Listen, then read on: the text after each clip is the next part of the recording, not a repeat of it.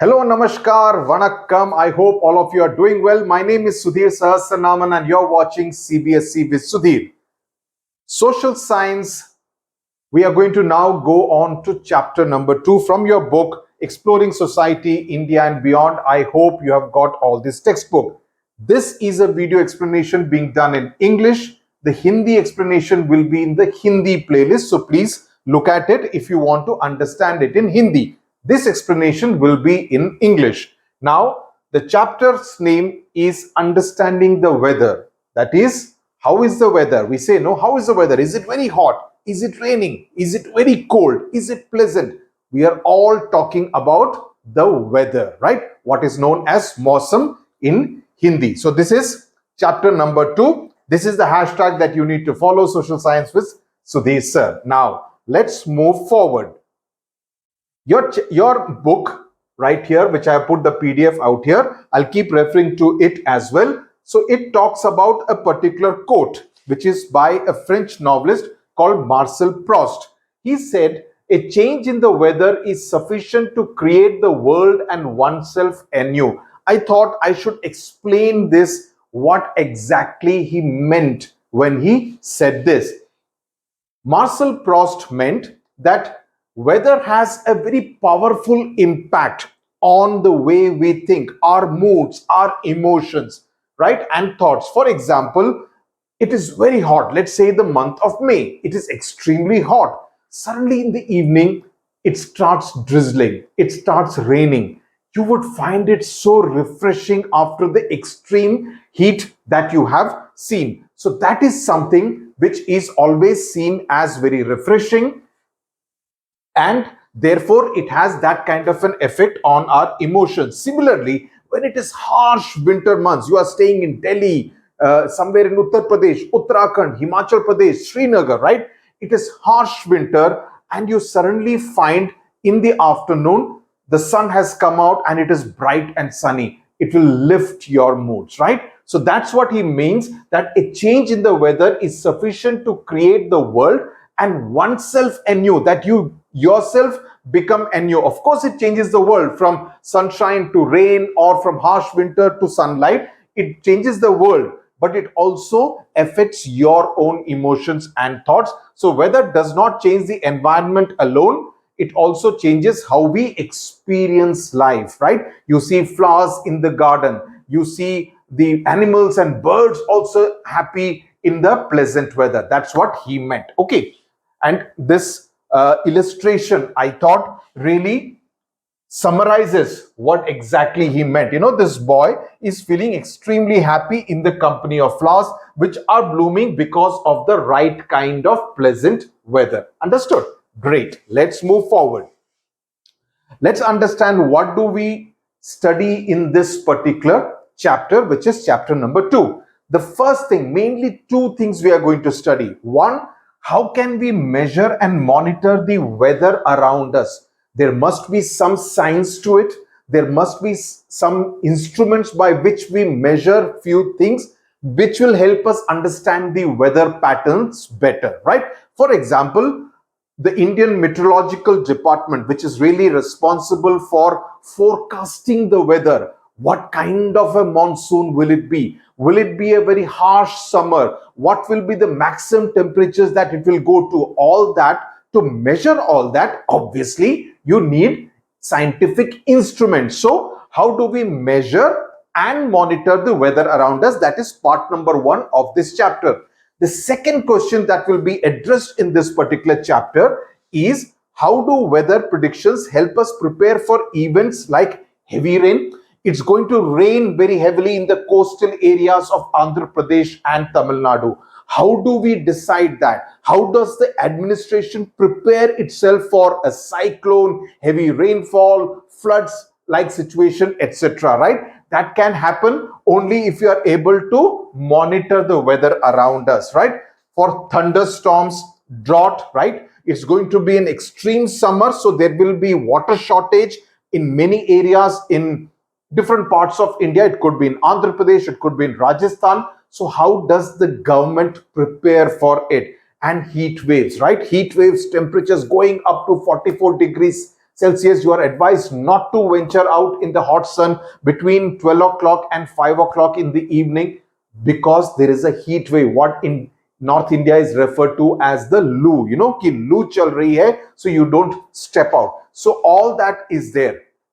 So this will be the second part of this chapter. So that's what we are going to understand in this chapter. How do you like my PPTs? It takes a lot of effort, a lot of time, but I enjoy preparing these PPTs. I don't kind of give it to anyone. I do it all myself. Okay. So let's first understand what exactly is weather. Let me keep looking at the chapter also so that I don't miss out on anything. So there are these photographs which are there on the first page of this chapter. This is in the hot desert. This is in a place in the northern part of India. It could be Gulmarg, it could be Pahalgam, it could be Shimla. Then you have the grasslands, and then you have these beautiful flowers. This is again would be Kashmir. You would have these kind of beautiful tulips growing amidst the mountains. So this is different parts of India having different kinds of weather at the same time. And that's really the beauty of the diversity of the weather of India. Diversity not just in terms of food, in terms of clothing, in terms of festivals, etc., in terms of music, dance, diversity even in terms of weather. And that's what makes India such a fascinating country to live in. So weather and its elements is what we are going to study. So you wake up one winter morning. Okay, let's imagine it's a month of December, not the month of May, June, but the month of December. So you wake up early in the morning and shiver. You feel cold. You don't feel like getting out of your quilt, right? You reach for thick clothes, and this wouldn't apply to students who are seeing this video from, let's say, Chennai or Tuticorin or Madurai, because you never have any winter, right? I'm talking about a place, let's say, in Shimla or Mussoorie or even Delhi or Chandigarh, and you take out warm clothes to keep yourself warm, a sweater, a jacket, right? In the summer, but in the month of April, May, you choose clothes that make you feel cool and comfortable. You are responding to your body's signals. Your body is sensing the weather. So your body reacts to the weather around you. If it feels cold, you want warm clothes. If you are feeling hot, you want to wear cool clothes, right? Comfortable clothes. So what exactly is weather? That's what we need to understand. So if you're looking for a definition, which you need to know because it can come as a fill in the blanks, it could come as a true or false statement. So weather is a state of Earth's atmosphere at a specific time, at a specific place. Why I'm saying this place is important? Because the weather in, let's say, Kochi or Thiruvananthapuram in Kerala, let's say on a specific day, let's decide on a day, 24th of May. On the 24th of May, the weather in Kochi and Thiruvananthapuram would be very different at the same time. Let's say 2 o'clock in the afternoon would be very different from the weather on the 24th of May at 2 o'clock in the afternoon, let's say in Patna, let's say in Srinagar, right? The weather in all these three places would be very different, even though we are talking about the same time and same place. So weather is a state of the Earth's atmosphere. How is the Earth's atmosphere at that particular place at that particular time? Understood? Right.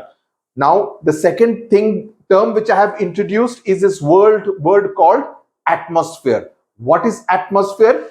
Atmosphere is the layer of gases around the Earth, right? I'll explain it with the help of the illustration which has been given in your textbook, right? So it is the layer of gases around the Earth. Let's look at your textbook. So what happens is that, in simple terms, is the layer of gases that surround some planets. In the case of our Earth, we call these gases as air. We cannot see the air, but around us, this is our atmosphere, right? So we call these gases as air. The Earth's atmosphere may be compared to a cake. For example, you order, let's say, a butterscotch cake, right? Or a black forest cake, my favorite, right? With several layers. You have the creamy layer, then you have another layer, and then another layer of the chocolate on top. So there are at least 3 layers in, let's say, a black forest cake, right? So the layer closest to the surface of the Earth is called the troposphere. This is the Earth. The blue part is the Earth. the layer which is the closest to the air, from where you can see the aircraft flying, or when you take a flight from place A to place B, you would find it flying in the troposphere. So troposphere is the layer of the atmosphere which is closest to the earth, right? It is the first covering, right? And that is where all land-based plants and animals, including human beings, live and breathe. So we are all part of the troposphere. Understood?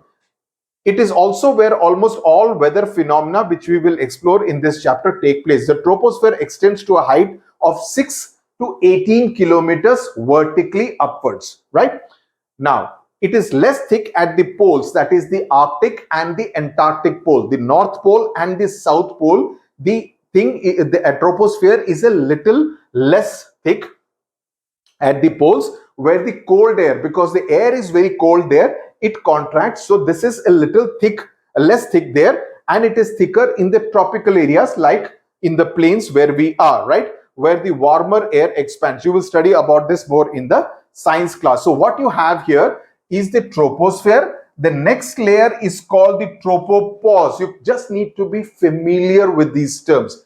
After that, you have a very thin ozone layer, which kind of plays a part as far as the ultraviolet radiations etc. are concerned.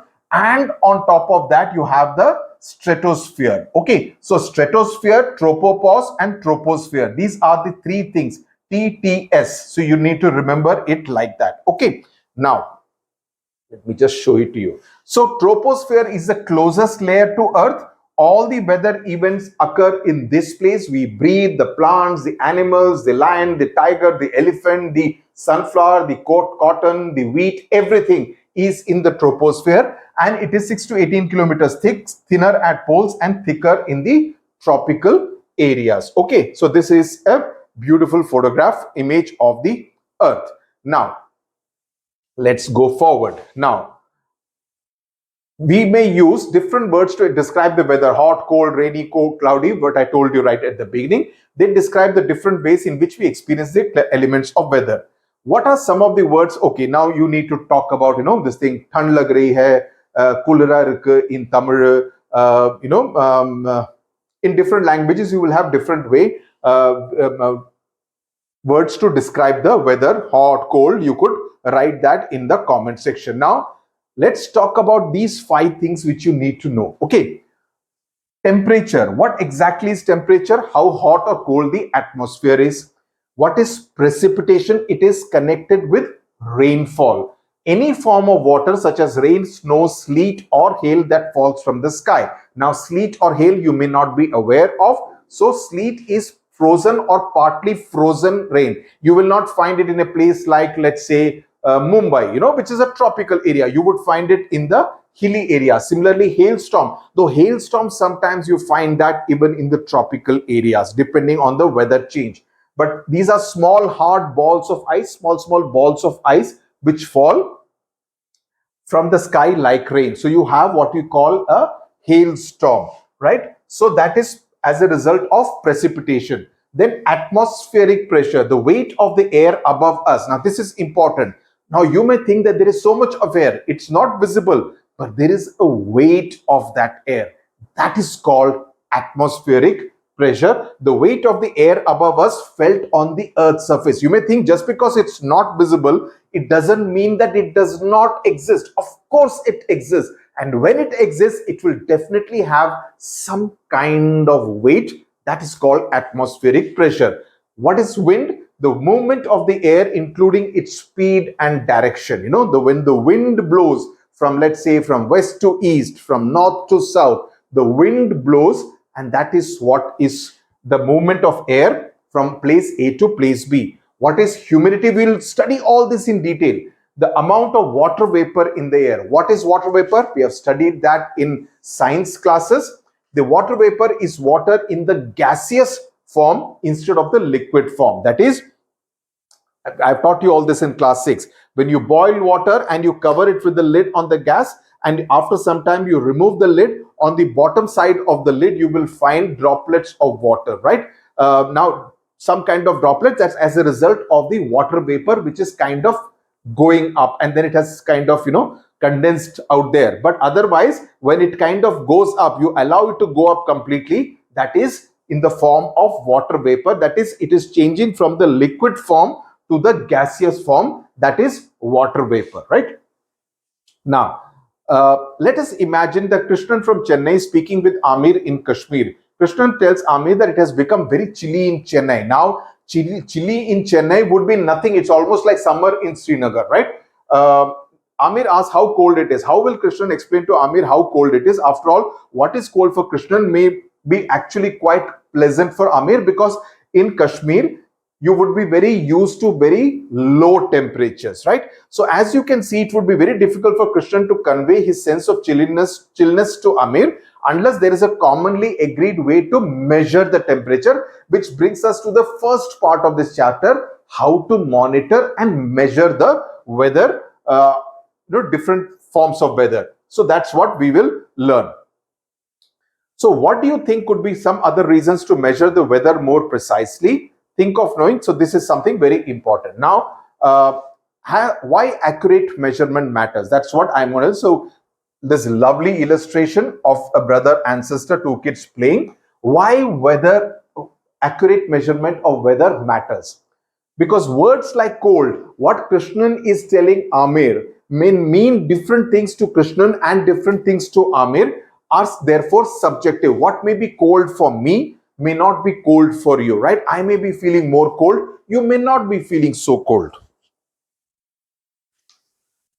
Instruments give precise understanding. They give a particular digit by which you can say, oh, it is 20 degrees Celsius here. So Amir will get an idea about, oh, 20 degrees means it will be this much cold, right? It helps in planning daily life.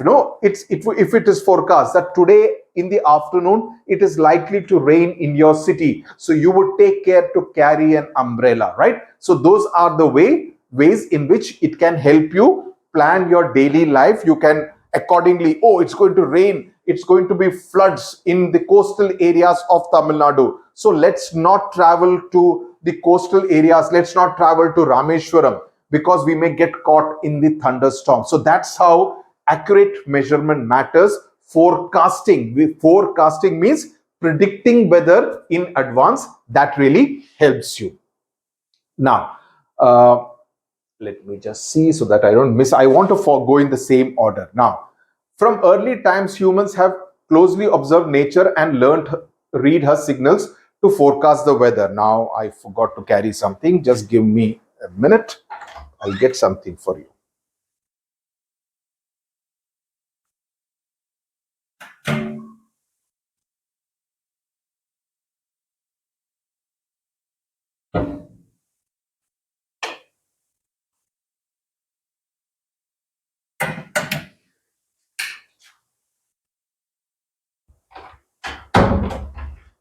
Okay, I'm back. Now, what you see out here is that there are some ways, traditionally how weather has been forecast. That's something which is very important for us to understand. Now, nature has its own way to understand. Traditional weather prediction can be done by observing nature. Now, you see in this particular thing, you have some kind of a tornado, some kind of a hurricane. Here you see rain is happening and the coconut trees are getting bent because it's raining very heavily out here, and there seems to be a flood-like situation. So birds fly low before the storm. They fly low as close to the ground before the storm comes. You have ants which is called irumbu in Tamil, or chinti in Hindi. Ants carry their eggs before the rain and carry them to a safer spot. They understand. The animals and the birds are better tuned to understanding, and insects are better tuned to understanding when this kind of a nature change is happening. Frogs croak loudly. They make louder sounds. Okay. The pine cones open and close with humidity. Now, what exactly does this mean? Now, if you see, even the opening and closing of pine cones provided valuable information about coming rain or storm. This knowledge has been passed on. So what it really means is that if you see, these are the ants. They go, a frog croaking in a forest of the Western Ghats. In fact, I just traveled along the Eastern Ghats. Very interesting, very fascinating, those hills, etc. And I was remembering all our geography lessons. Now, this is a pine cone, right? That's what I got out here. I'd collected it from when I went to Kodaikanal last time. Now, this is a pine cone, right? Now, this is a pine cone, what you see out here. The opening and closing of pine cones are natural mechanisms driven by environmental humidity. Pine cones close in humid conditions. When it is very humid, it actually closes. It kind of closes. And in order to protect the seeds which are inside this, right? Now, this is something just fallen from the tree. Otherwise, when it is on the tree, it will kind of close down and open in dry conditions to release the seed so that it can travel and you can actually spread, and it can, you could have more plants and trees, ensuring that they spread in favorable weather. So that is something which these pine cones are able to do. Now, all this is this thing which you can. Now let's come to the science of meteorology. What exactly do we mean by meteorology? So, meteorology, if you see the definition out here, it's given on the side. Yeah. Meteorology is a systematic study of weather. When you study weather, that science, that study is called meteorology, which is why I said Indian Meteorological Department, IMD, which is the weather department, which forecasts how harsh the summer would be, how good the monsoon would be, right? And its evolution. This study is the basis for weather forecasting, right? For example, I'll explain it to you in very simple terms. If the Indian Meteorological Department says that the monsoon this time in India is going to be very good, the monsoon is supposed to hit the Kerala coast by the 31st of May. This time it may hit a few days in advance, let's say by the 25th of May or something. So accordingly, the farmers will decide that, okay, I will sow my crop at this time, or I will harvest it at this time. So they can make their kind of preparation accordingly. Not just the farmers, even the industrialists. For example, I am, and let's say, a fertilizers company, or I am a company which manufactures, let's say like Mahindra or Escorts, which manufactures tractors. So I can accordingly say that, okay, the farmers are likely to buy the seeds or the fertilizers or the pesticides or the tractors at this month, right? So accordingly, I will kind of supply more material into the market, release more material into the market at this time, right? So it helps everybody, the industry as well as the farmers, prepare accordingly. That's what is important, right? So I'm trying to explain with the help of examples so that you understand. This is also meant for parents so that you can accordingly explain it to your children. Now, so this is the meteorology. So meteorologist, who is a meteorologist? Meteorology is a science. Meteorologist is a person who practices that science of meteorology. He's a scientist. He or she is a scientist who systematically studies weather and its changing patterns. Okay, so these two definitions you need to remember. Okay, now, so it's not that, they will look at the sky and say, oh, today it is going to rain in the evening. It may come true, but that would be science which is not based on any kind of measurement. Meteorologists use instruments in order to study the changing weather patterns and make informed forecasting. Their forecasting is therefore accurate and reliable, right? There is one particular student who tweets by the name of Telangana Weatherman. There is similarly a Twitter handle called Chennai Rains, who makes such fantastic forecasting based on their understanding and reading of the weather patterns. There is another agency called SkyMet. So it's not just the Indian Meteorological Department, which is of course from the government of India, but there are lots of these private agencies also which have now come into play, individuals who are able to forecast any kind of major floods, heavy rainfall, thunderstorms, tsunami, etc. more accurately now. Okay, now let's understand the first one about weather instruments. So now we have talked about that, and now we will talk about the different instruments that are required in order to measure temperature. Now, this is something which I showed you. If you have any doubt, go to that chapter in class 6, where I spoke about, I showed you the different kinds of clinical and laboratory thermometer also, right? So we have done all that. So we spoke about Fahrenheit, we spoke about Celsius, all that is being repeated. So what you see here, this is a snow resort where these three people are going to go skiing. You can do that in Gulmarg, right? This is cloudy weather, it is getting cold, so this person is wearing some kind of a shawl and also a sweater. Now this particular lady, she finds that in the winter, the coconut oil which she wants to apply on the hair of her daughter has got dried up, has got solidified. So you need to keep that either in the microwave or just heat it over the gas stove in order to make it melt, to make it go back from solid to liquid state, so that she can apply the oil on her daughter's hair.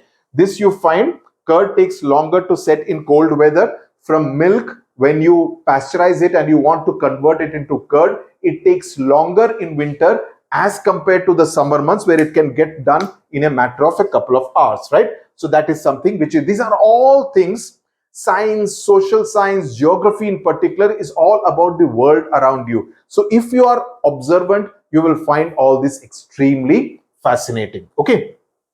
Now, there are several types of thermometers. Some simply measure the ambient temperature. What is ambient? It means the temperature of the immediate surroundings, the surrounding around you. Others record the maximum and minimum temperatures during a day. Thermometers often use a colored liquid, which is usually mercury. We have studied that in class 6, which expands when the temperature increases. However, more and more digital thermometers are being preferred as they are more precise. I've taught all this in class 6. Don't tell me you don't know all that. We have taught all this. Any doubt, go back to the chapter in class 6 and you will be able to understand. Okay. Temperature recordings can be used to collect some useful statistics. What is a statistics? Statistics is essentially data. The technique of gathering and analyzing information or data in order to be able to detect patterns, understand events, or make predictions. That the temperature now is 20 degrees Celsius, but we expect that by Thursday, the temperatures could rise up to 28 degrees Celsius, right? So you are using data points from 20 to 28, and therefore we need to take precautions. Or let's say during the summers, the temperatures could cross 44 degrees. So we need to ensure that there are enough spots in the city. The city's mayor or the minister or the government will say that we have enough places where we supply drinking water, right? Both for human beings as well as for animals and birds, so that if no one feels thirsty or no one collapses because of a heat stroke, sunstroke, etc. And people are advised to either carry umbrellas, wear a cap, or not go out in the hot sun between 12 and 5 o'clock in the evening, so that they can be protected. So all this can happen only if you gather the statistics, the data for that. Understood? So what is the range of temperature? These two things you need to know. The range of temperature, or the maximum temperature minus the minimum temperature. Maximum temperature, let's say, is 40 degrees Celsius. The minimum temperature, let's say, is 20 degrees Celsius. The difference between them is 20 degrees during a particular period of time, usually 24 hours. So minimum is 20 degrees, maximum is 40 degrees, right? So that is the range of temperature. The mean daily temperature would be calculated how? Please understand this. The maximum temperature, which is let's say 40 degrees Celsius, minus the minimum temperature, which is 20. So the balance is 20 degrees of the day divided by 2. So that's how it really works. Now let's understand this small snippet which this girl is telling us. The Indian Meteorological Department was set up in 1875. So it's that old. It was set up during the British period. Its motto is Aditya Jayate Vrishti, which means from the sun arises rain. The phrase comes from the ancient text Manusmriti, and the complete sentence reads, from the sun arises rain, from rain arises food, and from food living beings originate. Okay, so this is really the meaning. So the question has been asked, can you think of a reason why rain arises from the sun? Are you able to think of that? I will explain to you how does this really happen. What does it really mean? Why rain arises from the sun? So the phrase which is taken from Manusmriti, it reflects an ancient understanding of the water cycle. How? And we have again studied this last year as well, that when it rains, the rivers get full, then the sunlight comes, then the water evaporates, it goes upwards, it forms the clouds, and then the clouds release the rain again back on earth. So it is what is called the water cycle. I hope you remember. So this phrase from Manusmriti actually reflects the understanding. People, our forefathers, our ancestors also understood this of the water cycle and how the sun plays a key role in causing rain. The sun, if there was no sun, what would happen? No evaporation would happen, my dear friends. Evaporation will not happen, so the water will not go to the clouds, and the clouds will not be able to give back the rain onto the earth. That's why the sun is so important. I'll explain to you a little more in more scientific terms. So why does rain arise from the sun?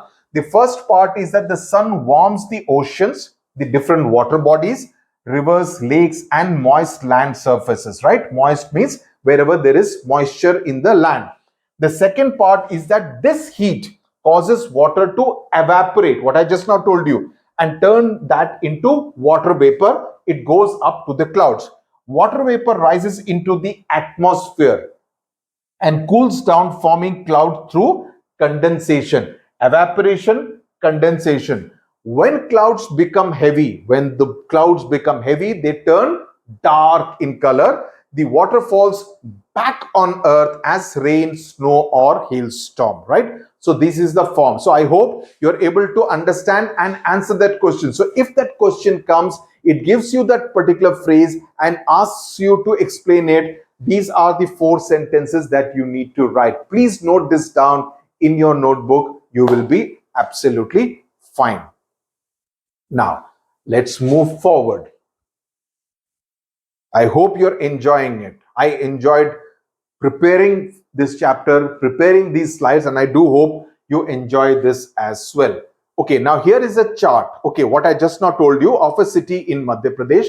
This is the maximum temperature. This is the minimum temperature. On the 28th of February, 29 degrees was the maximum temperature, 16 degrees was the minimum temperature. So you need to know how to calculate the range of temperature and also the mean daily temperature, what I just now told you. So calculate it, and this is an exercise for you. Okay, look at this chart in your textbook.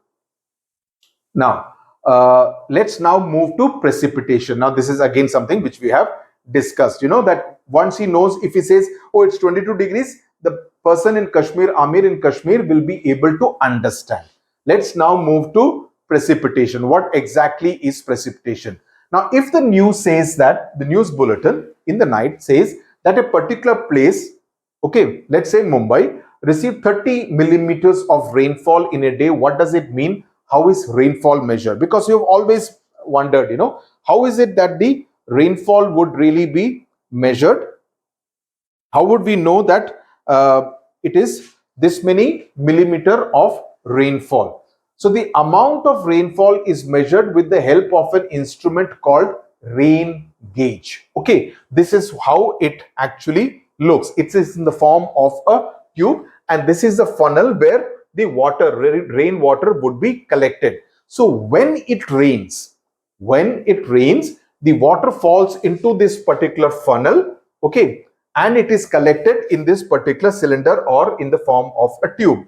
Now you also see a scale which is there, right? 10, 9, 8, 7, 6, 5, etc., right? To measure the depth of rainwater collected. For example, when the height of the water collected is 5 mm, now you see the water is still 5 mm, which means that that particular area received 5 millimeter of rainfall. Now the condition is that it has to be in an open area. What happened? Are what happened?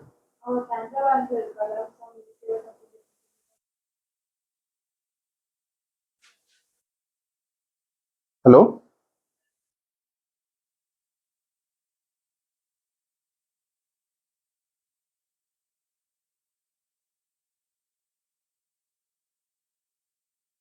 Yeah. Yeah. Yes.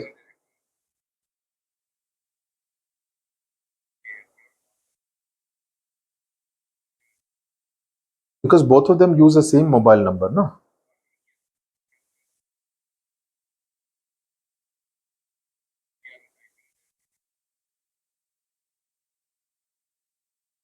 So what do you want me to do? Hmm. Hmm. Hmm. Hmm.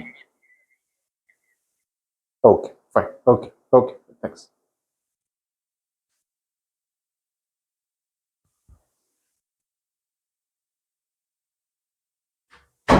Okay, chalo. Some issue with activating of Aadhaar card. Okay, now, so that what happens is that the if it is 5 mm, which means that 5 mm of rainfall has been received in that area. But the condition is that it has to be in an open area. It should not be like there are some trees out there or some building is there wherein the water is. So it has to be this particular instrument, rain gauge, has to be put in an open area where water can be collected without any kind of obstruction, right? So that is something which has to be done.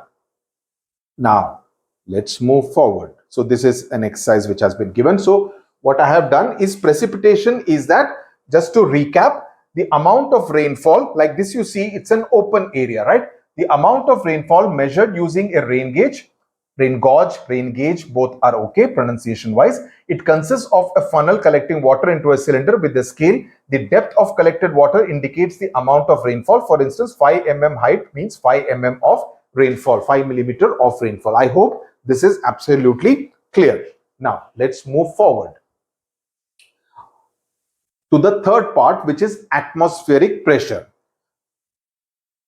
You would find that some time when the weather is gloomy, it is very cloudy, you may find, you know you're feeling very heavy.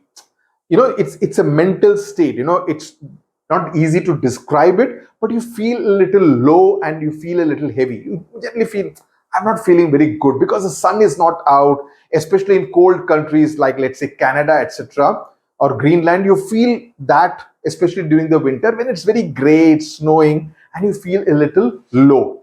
So you could also say you feel a little heavy, and it can happen even before a thunderstorm kind of a thing, when there's a cyclone kind of situation. And I've experienced enough of it along the Andhra Pradesh coast. Now this is related to an atmospheric pressure, which is the pressure exerted by the weight of the air above and around us. Now the atmospheric pressure is higher near the sea coast and lower as we go up the mountains. Along the sea coast it will be higher, mountains it will be lower. When you climb a mountain, the air gets thinner than in the plains below. As a result, the air pressure is lower and there is less oxygen available.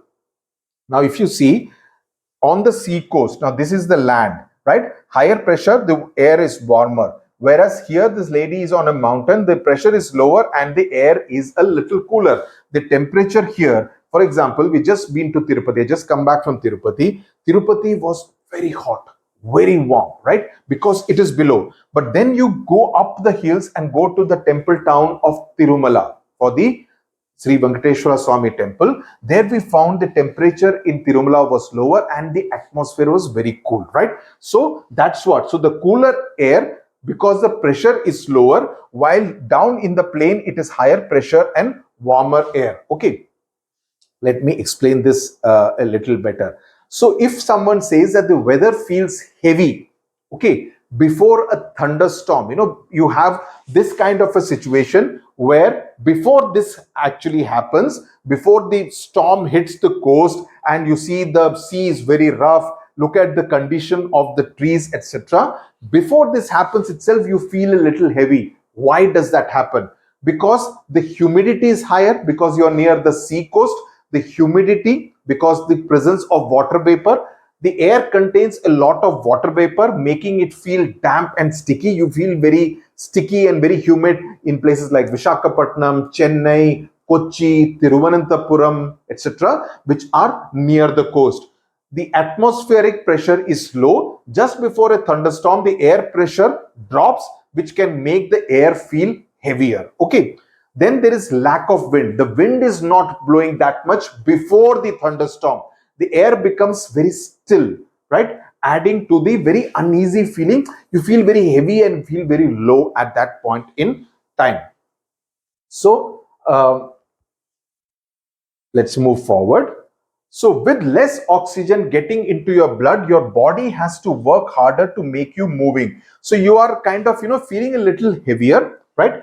That is why people sometimes feel breathless, dizzy, or tired at high altitudes. When you walk up this thing, you are getting less oxygen and you start feeling very uneasy and breathless. Now, at the same time, this does not mean that this is always the case. It does not mean that the atmospheric pressure is always high in the plains and low in the hills. When you go low in the hills means when you're going up, you find it difficult to breathe because the air is a little thin and more cool out there. Even on the coast also this can happen when you have a cyclonic depression or a cyclonic storm about to hit the coast.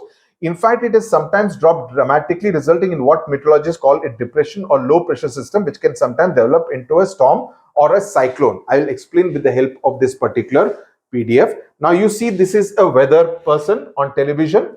This is, let's say, the Andhra coast, Tamil Nadu, Andhra, Orissa, Bengal coast. You would have found something that a cyclonic storm is developing in the Bay of Bengal and it is expected to cross the Andhra coast, let's say near Machilipatnam or near Kakinada or near Vishakhapatnam or near Puri at around on Thursday night kind of a situation. So this is like this cyclonic storm. So a dramatic drop in atmospheric pressure can lead to a depression or low pressure system. So a low pressure system is being formed in the cyclonic storm in the Bay of Bengal, and it keeps moving towards the coast. And when it hits the coast, it leads to heavy rainfall, right?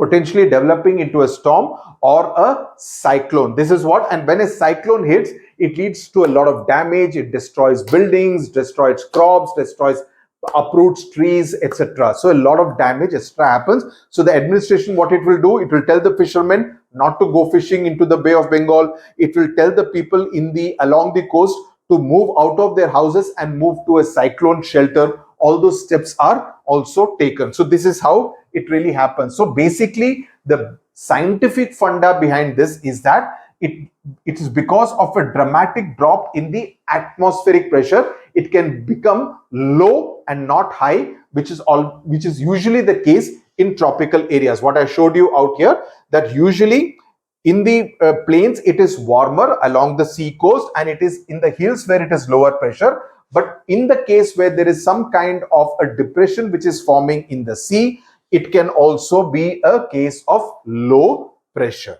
Okay, I hope you have understood this. So this is the condition, the other condition.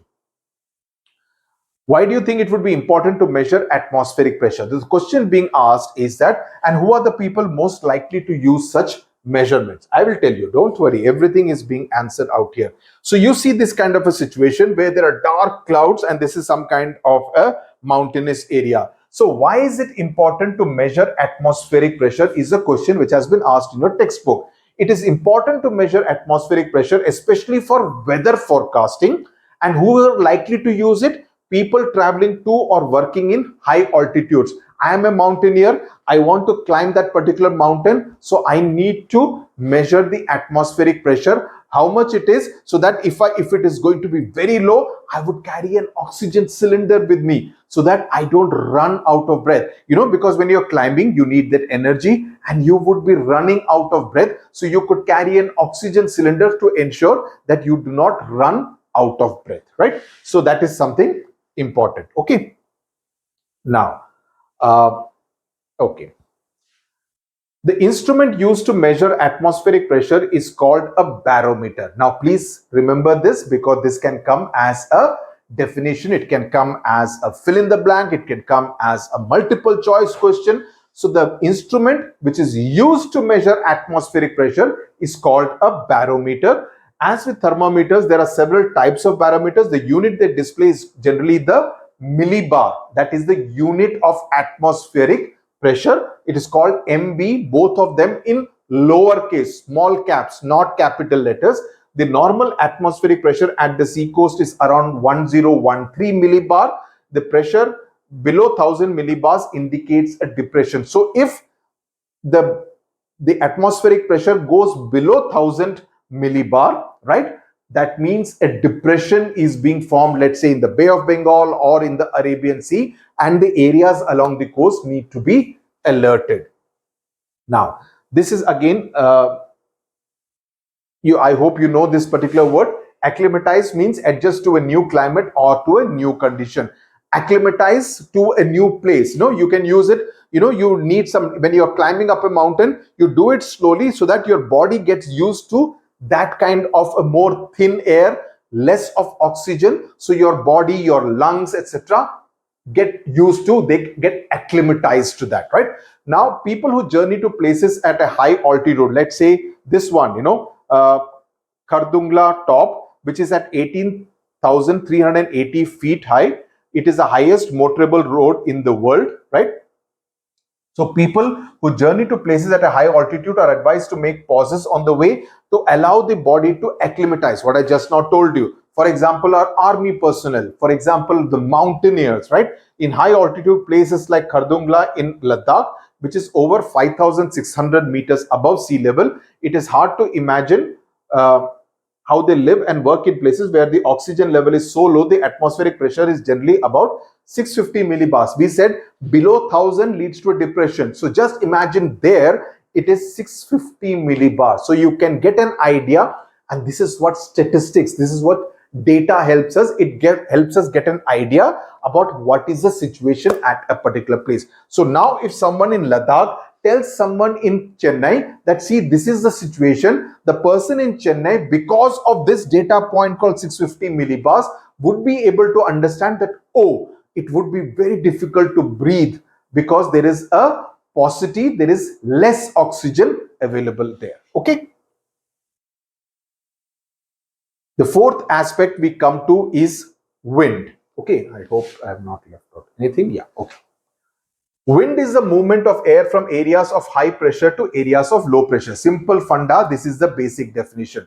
Remember this. Okay, speed and direction are too important. We say, the speed of wind and the direction of wind. The wind is blowing from a north to the southern direction, right? And this is the speed at which the wind is blowing, right? So the speed and the direction of wind becomes very important. What does the wind do? For example, you would have seen this kind of pollen, right? From a particular, like for example, when this opens up, it will release its seed, and the seed will travel from point A to point B because of the wind and whichever direction it is going, right? And with what speed it is going, that will determine what distance it is able to travel. If the wind speed is very low, it will just go from here to here. But if the wind speed is high, it can go from here to about a kilometer away, right? So it depends on the speed. It also depends on the direction. If the wind is blowing this side, it will go this side, right? So that's why it is important. All these kind of seeds, etc., they are flying in the air. Also, they are important in other things. For example, the wind data, who needs it? Now, this is a photograph of sailing. Have you ever been on a sailboat like this? It's fascinating, right? It's called yacht, rowing, different kinds of sailing, etc. So sailors need it because that will determine how they need to navigate these particular sails, how much of the sail they need to keep it open, and in what direction their boat needs to travel. So sailors need this, ships need this, pilots need this, the air pilots need it, because depending on the speed, if the wind, for example, if the flight needs to take off like this and the wind is blowing in this direction, you would need to spend more fuel to go against the wind. However, if the wind is blowing like this, it may make more sense for the pilot to take off like this so that he can use the wind direction and he need not spend that much of fuel in order to take off. So the wind direction, the speed of wind becomes extremely important. Farmers, very important. Why? Because it can predict the rain sources, right?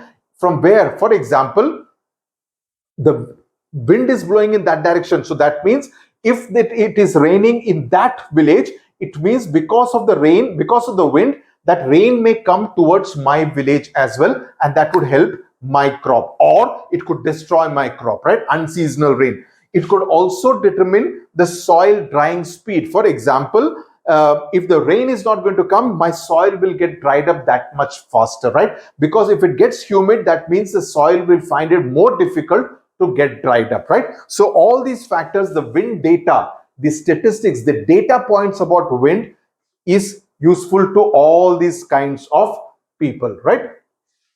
Now, okay, all this is done. So now we come, now you would have seen this at an airport. What exactly is this? Okay, this is called a wind sock, right? And this is another instrument which is used to predict the wind direction. Now this wind vane on this, okay, both are wind vanes on the tarmac of an airport is called a wind sock because it's almost like a socks, right? It gives pilots an indication of the direction of the wind during takeoff or landing, right? Earlier, what they would do, you know what? They would take some loose soil and they would put it like this and they would just release the soil. So if the particular mud blows in this direction, which means the wind is blowing like this. If I put it like this and it falls straight, which means the wind is very still, there is no wind. If it flows, let's say, in this direction, which means the wind is blowing in this direction. Understood? So this kind of gives, what does this photograph indicate? The way the wind is blowing, which means the wind is blowing like this. Okay, the wind is blowing like this, and it's not a very strong wind, because if it was a strong wind, this would almost be like this, like 180 degrees. Right now, it's not at 180 degrees, so it is a wind which is blowing in this direction, but it's not a very strong wind, right? So it's called a wind sock. Similar socks are used in industries that release ash or gases. So you kind of get an idea. You would have seen this even in cricket. Even in cricket, you would find the bowler removing some mud and blowing like this. So if Jasprit Bumrah is bowling and he is bowling like this and he finds that the wind is in this direction towards the batsman. So when that is, he's bowling along the wind, right? So when he is bowling along the wind, even if he does not put too much of speed into the ball would still go faster because the wind is also pushing the ball. You understand? Whereas if he's bowling against the wind from the end, which is against the wind, what will happen is that he will bowl fast, but the ball will come little slower to the batsman because the wind is going to act against the cricket ball, right? So it would take that millisecond more to reach the batsman. So a clever bowler like Bumrah can always use these small things to, get the batsman out, get the batsman think a little more. So these are things which can be useful even in a game like cricket. Now, I can tell you one more example. Badminton, what happens that inside the stadium, you have the air conditioning vents. So in some cases, if I am serving from this side of the net, and if the air conditioning is coming from this side, so if the air conditioning is blowing from here, it will be easier for me, my shuttlecock, even if I put little pressure, it can still go outside the thing and I will be committing a foul. So you need to be very conscious about which side the wind is blowing from in a natural surrounding or even indoors like in an air conditioning. Like for instance, my AC is here. So the wind is blowing like this, the cool air is blowing like this. So I need to be conscious. So if I put a shuttlecock here, it'll just blow off very fast.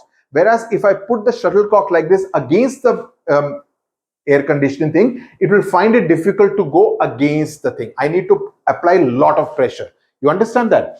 So the simplest instrument to measure the wind direction and speed is called the anemometer. So you have the thermometer, barometer, and anemometer. Please remember and don't get confused between these different instruments. It has 3 or 4 metal cups. Now what you see out here, there are these 3 metal cups, okay, which rotate on a vertical shaft. They rotate like this, okay, when the wind blows.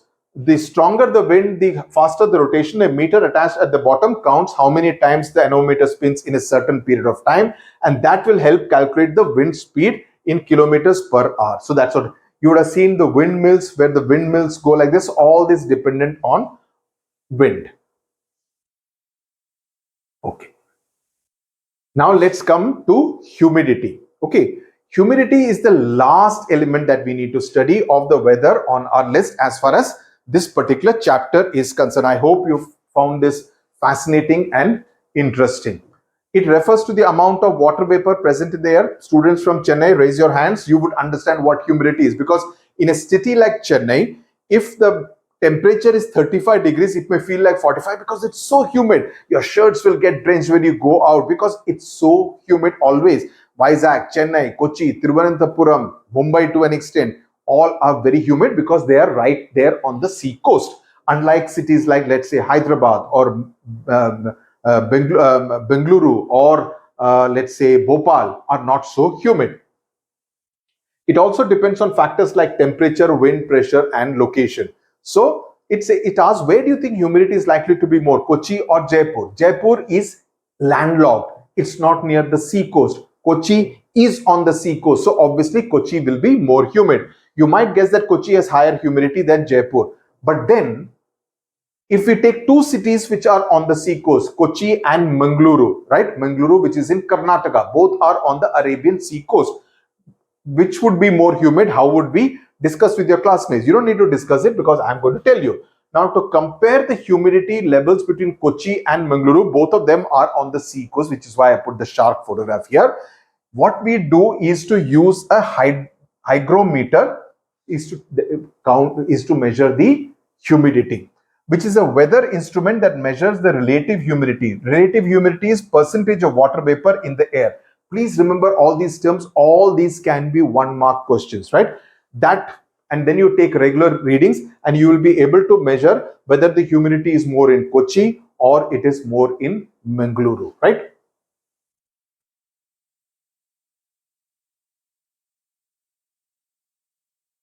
So this is what relative humidity, air that would continue this thing. Okay, I will tell you, I'll put it in the thing which will be easier for you.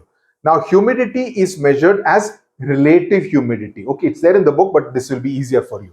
Humidity is measured as relative humidity expressed as a percentage. Okay, so when you say 0% relative humidity, it means there is absolutely no water vapor, which is not possible. I mean, that's kind of, there will always be some water vapor even in a landlocked city like Delhi or Hyderabad or Bhopal, right? So there will be some humidity definitely. It won't be 0%. It could be 10%, 12%, 15%, whatever, right? And 100% means saturated air. That means it is full of water vapor. Dry weather usually is 20 to 40%. So humidity in a city like Hyderabad or Delhi would be definitely 20 to 40% relative humidity. While humid weather in a Chennai or a Kochi or Mangaluru is usually 60 to 80%. So if Kochi has 80% relative humidity and Mangaluru has 65% relative humidity, which means Kochi is going to be more humid than Mangaluru. High humidity makes wet clothes dry slower. So if you put it out in the sun may be out, but because the relative humidity is higher, it will take more time for the clothes to get dry, and can increase sweating if the temperature is the same, and you will also sweat and as a result of the higher relative humidity. Okay, that's what is explained out here. So I am not explaining hygrometer. I've already explained it to you. Okay, now these are the weather stations. The last part of this chapter, you need this kind of weather stations. Now, what is a weather station? You see this particular photograph. An automated weather station is a self-operating system that uses various sensors to measure and record weather data such as temperature, humidity, wind speed, and direction, precipitation, all these things that we have studied in this chapter. All these aspects are calculated by the automated weather station. Such stations are used in fields like agriculture, aviation, navigation, environmental monitoring, etc. So that's how, and you see these kind of instruments. In 2023, the National Disaster Management Authority, the NDMA, which comes in if there is a cyclone, if there are floods, the NDMA is the one which reaches out to such places, or landslides, etc. in Uttarakhand. Set up an automated weather station at a glacial lake of Sikkim at an altitude of more than 4,800 meters above sea level. The AWS provides early information about upcoming weather conditions, whether there is melting of the glaciers, whether there is the river flow, how much of water flow will get. Everything is calculated as a result of this high-end weather monitoring station. So predicting the weather, so meteorologists collect all this data, and that helps you kind of predict. For example, during a heat wave, there is something called a red alert, orange alert, yellow alert, which means different degrees. Red alert means please don't go out. There are very high chances of a heat wave, sunstroke, etc. you may get. Orange alert is milder, yellow alert is kind of okay, which is why you see in the India map, you have Rajasthan, Punjab, Haryana, Delhi, etc. in red. You will find these are in yellow. You would find again Tamil Nadu, Kerala in red, southern Karnataka in orange, northern Karnataka in yellow, Andhra, Telangana, etc. Telangana is in yellow, Andhra is in yellow again. This is part of Karnataka also. So heat wave, cold day, ground force. Please see this map in your textbook. You will get an idea about what we are talking about. So when you say red is warning, take action. Alert is be prepared. Yellow is just to be watched, just to stay updated. And green is fine. There is no warning. So this is how India's weather warning for India on 19th May 2024. So this is how the warning is given by the Indian Meteorological Department, and that helps us kind of prepare for any kind of emergency situations which relate to weather, right? So with this, we come to the end of this particular chapter. I hope this has been clear. I hope you enjoyed it as well. And if there are any doubts, you can always ask. Question and answers we will do in the form of test papers like we did it in class 6 a little later. But with the help of all this understanding, I want you to kind of solve all the questions which are given on the last 2 pages of this particular chapter. I want you to attempt it yourself. I'm sure, I'm very confident you will be able to, because I've explained this at great length. And please if you like the video, comment. More importantly, share the video with your classmates and your batchmates, with the juniors next year. Subscribe to the channel and press the bell icon so that you can get notified whenever I post a new fresh video. Thank you very much. Tata, bye bye. God bless you. Till the next video. Namaskar.